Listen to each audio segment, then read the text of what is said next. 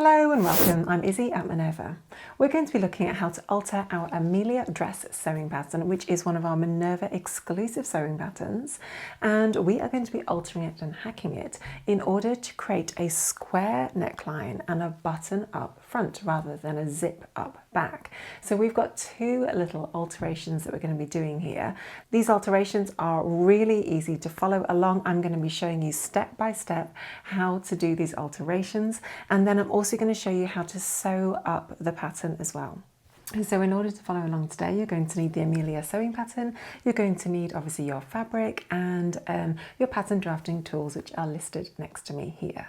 Now, if you need any further support in terms of fabric choice, how to fit the Amelia dress, the basic pattern, or how to sew along the original steps that are in the instruction booklet, we do have 3 videos on our Minerva YouTube channel where you can learn more details about those 3 specific areas. In today's video, I'm going to be using the pattern pieces as shown in the pattern, so using the Amelia pattern pieces to start off with, and then I'm just going to adapt those to create the aesthetic that we want to create. So to start off with, cut out your pattern size in the Amelia dress, and then you can just do the exact alterations I'm doing, but using your own pattern pieces. And basically you're going to create a new style of dress using your original pattern pieces. This is going to be really fun, so let's get straight on into it.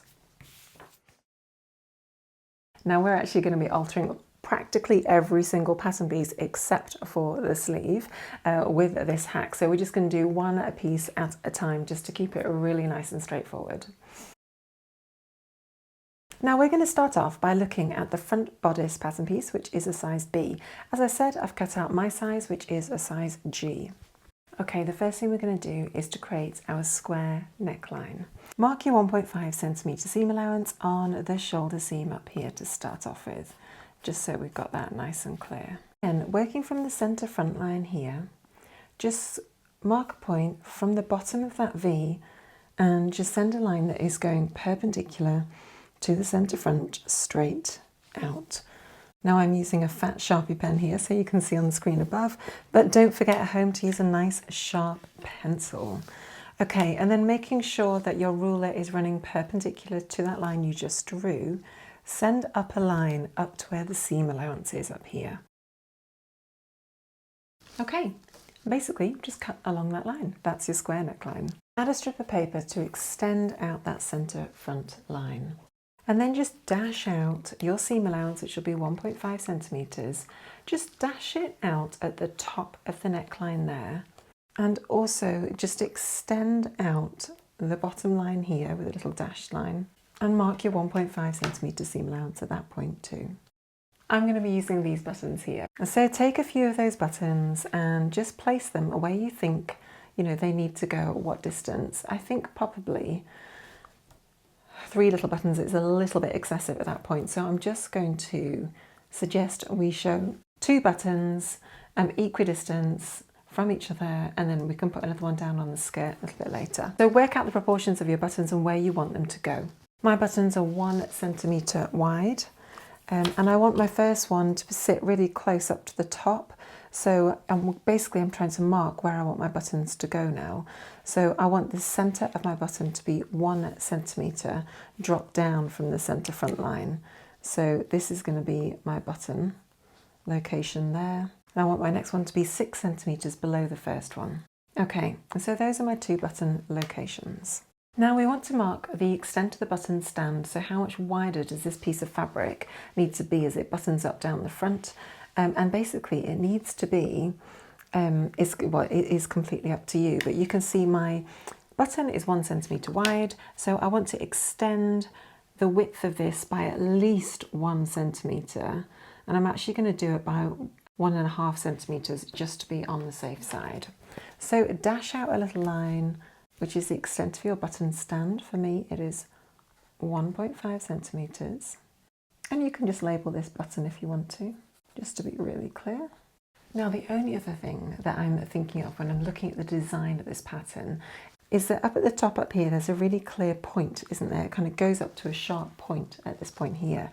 Now, that's really beautiful on this particular pattern. It looks amazing. But when we have the two pieces of the front overlapping over each other as they button up, that diagonal is going to create a bit of a funny junction. So what I want to do is just soften off that point into a gentle curve so that it doesn't look odd and doesn't cross over awkwardly. So in order to do that, I basically just want to curve off this bottom line so that it just sits really nice and straight with the bottom there. So we've got it at right angles to that button stand, and then it's just going to softly come in like that. Lovely. And then the last thing we need to do is just to add our seam allowance to the button stand there so that it can attach onto the facing. So just draw your 1.5 centimetre seam allowance all the way down and then cut out your pattern piece. Okay, we're going to move on now to the skirt front pattern piece. All we need to do to this is very simply just add the button stand down the centre front. So here's our centre front here. The original pattern piece was cut on the fold. We're not going to do that because we're going to create a nice opening. Now, if you remember, on the front pattern piece, we extended it by 3 centimetres in order to create the button stand and also the seam allowance for it to attach onto the facing. So we're going to basically draft that out. We're going to draft it out slightly differently on the skirt pattern piece though. Okay, so pop a piece of paper next to the centre front line here. And then as we look at the bodice and see how much we extended it by, we actually extended it by 1.5 centimetres in order to get the button stand. So just dash out a line that is 1.5 centimetres offset from your centre front line. And this basically represents where the fold in your fabric or the edge of your fabric is going to be once you've sewn the garment. And do you remember at the top up here how we just gently sort of curved it off? We're going to do the same up here at the top of the skirt pattern piece here. So find a line that runs perpendicular like that, and then we're literally just going to gently curve it. Okay, and then you can add your 1.5 centimetre seam allowance. Do you remember with the front pattern piece, we put our buttons 6 centimetres apart? Well, the top button, this button here is exactly 3 centimetres above the seam line. So what we want to do here is annotate where the seam allowance is, which is just there. And we want to mark a point that is 3 centimetres below that for our first button. So that is going to be on the centre front right there. And then just continue to offset button locations at regular intervals all the way down. I'm doing them every 6 centimetres. And you could obviously do more or less of those, however you want. Okay. So fundamentally, we've done the change to the front. However, we still need to add a little facing on in order to create that backing for the back of the buttons, in order to create a nice firm backing there. So now what we want to do is to create one big long pattern piece, which is our facing pattern piece. It's going to go right from our shoulders all the way down the square neckline and all the way down the centre front. So basically we're going to combine this pattern piece with this one and then draft over our facing. So grabbing our front bodice pattern piece, we want to overlap it at the seam allowance on the centre front, which is exactly here. So grab that like that, make sure that the centre front line is all beautifully lined up. Grab a piece of masking tape and just stick them together for now. Okay, let's take some tracing paper and lay it over the entire centre front. And basically, I've lined up the edge of the tracing paper with the centre, with the line down here. And now if we take the back facing pattern piece, which is E, and just match it up here with the shoulder seam, we can see that our front facing needs to finish there in order to join on beautifully with that piece. That is about 7 centimetres offset from our line here. So I'm just going to dash out a 7 centimetre offset all the way down like that. And then down here as well, we may as well stick to our 7 centimetre offset as well, just to create a nice bit of balance across the whole piece. So then draw a line that is offset all the way down to the very bottom of the skirt hem that is 7 centimeters offset from your seam line.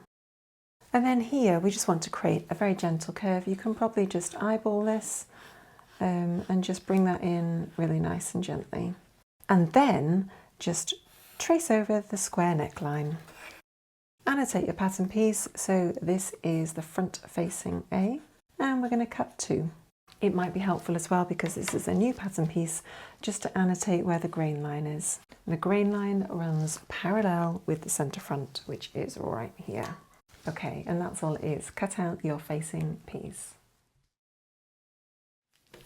Okay, we're going to move on to the back pattern pieces now. The original pattern has a zip going down centre back. We don't need that because we've got buttons at the front now.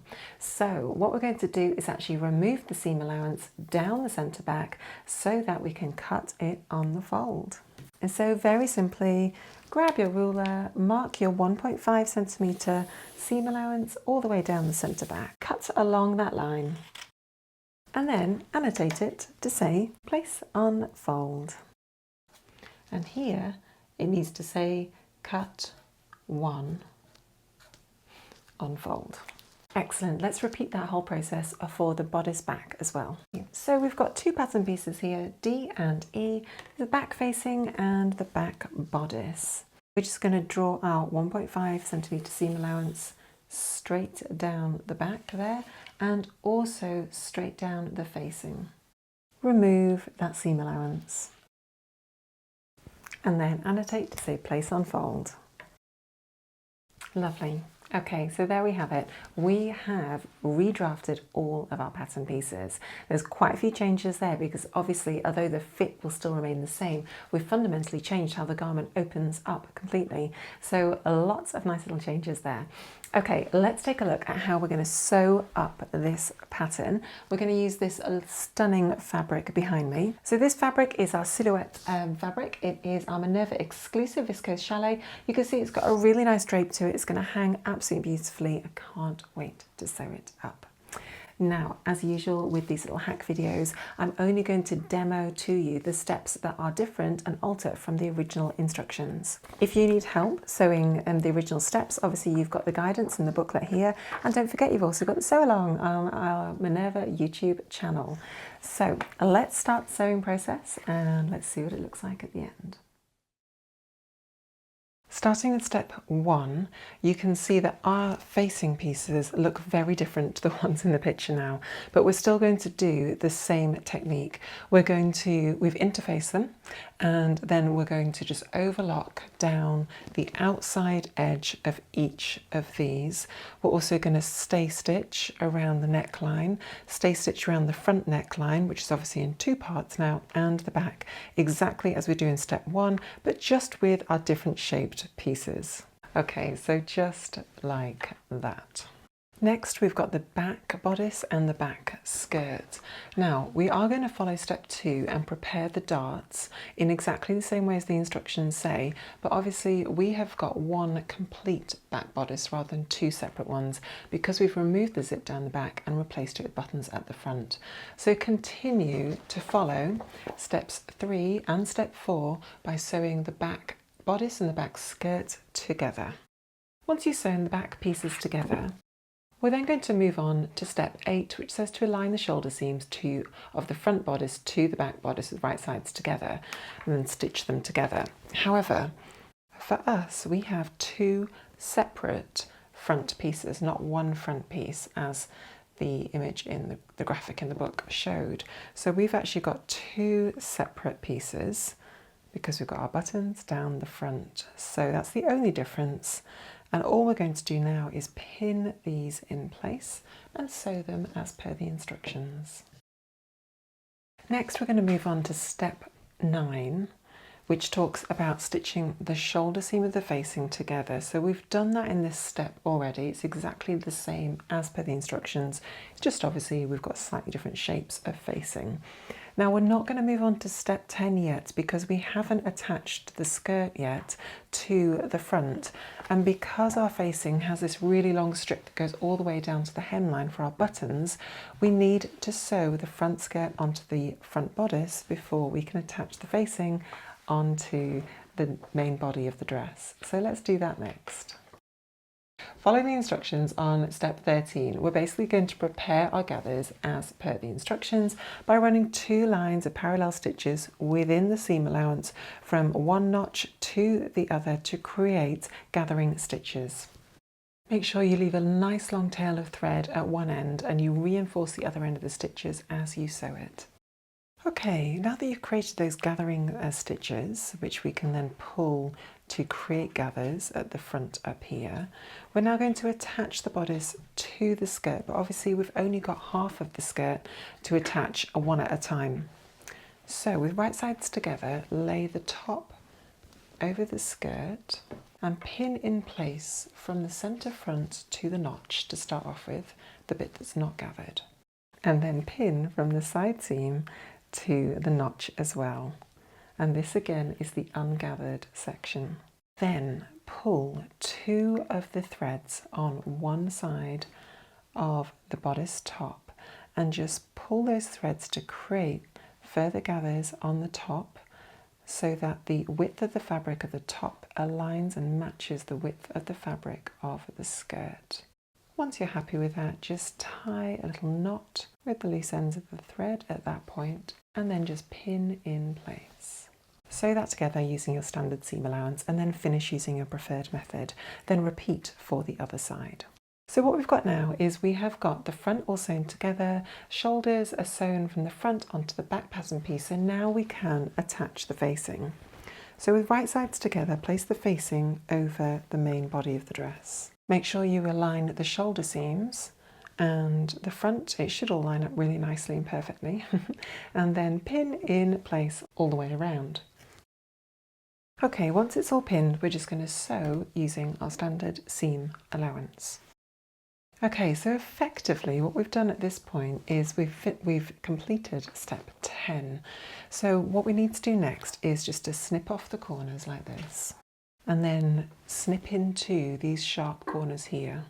Snip around the curve at the top, and this is all just to ease the tension as we sew.